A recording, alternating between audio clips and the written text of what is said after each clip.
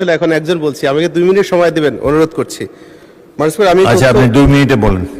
মাননীয় স্পিকার, আমি তথ্য ও যোগাযোগ বিভাগের 26 অর্থ বছরের জন্য প্রস্তাবিত 2049 কোটি 2 লক্ষ টাকার মঞ্জুরি দাবির বিরুদ্ধে ছাঁটাই প্রস্তাব উত্থাপন করছি।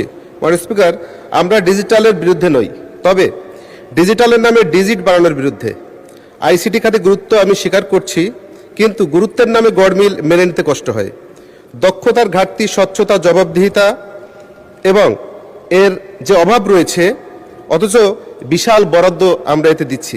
এই অসঙ্গতি দূর না করা পর্যন্ত এই দাবি পুনর্বিবেচনা করা জাতীয় সংসদের দায়িত্ব।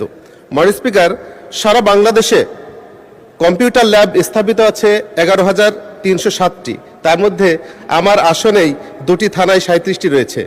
আমি আমার আসলে খোঁজ নিয়ে দেখেছি যে অর্ধেক পরিমাণ ল্যাব অকার্যকর অবস্থায় রয়েছে। তার মানে আমার আসন দ্বারা যদি বিচার বিশ্লেষণ করি, সারা বাংলাদেশে 11,000-এর মধ্যে আমরা 6,000ও ল্যাব কার্যকর আছে বলে মনে করছি না।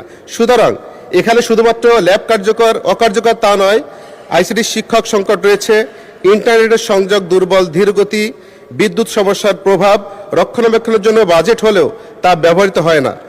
ডিজিটাল বৈষম্য রয়ে গেছে, শহরের তুলনায় গ্রামে দ্রুতগতি ইন্টারনেটের আরও বেশি অপ্রতুল। মাননীয় স্পিকার, বাজেট বরাদ্দ না বাড়িয়ে দুর্নীতি বন্ধ করুন, কম বরাদ্দেই অনেক বেশি বরকত হবে আমরা বিশ্বাস করি। মাননীয় স্পিকার, সরকার হাজার হাজার কম্পিউটার ল্যাব স্থাপনের দাবি করলেও কতটি ল্যাব বর্তমানে সম্পূর্ণ সচল রয়েছে, কতটিতে প্রশিক্ষিত আইসিটি শিক্ষা রয়েছে, কতটি ল্যাব নিয়মিত ব্যবহার হচ্ছে, তার হালনাগাদ তথ্য কি সরকারের কাছে রয়েছে?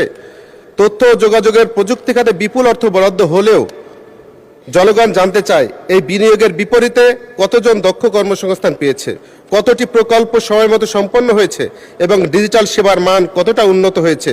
জবাবদিহিতা, সুশাসন ও কার্যকর ফলাফল নিশ্চিত না করে শুধু বরাদ্দ বৃদ্ধি করলে জনগণের প্রত্যাশা পূরণ হবে না। মাননীয় স্পিকার, আপনাকে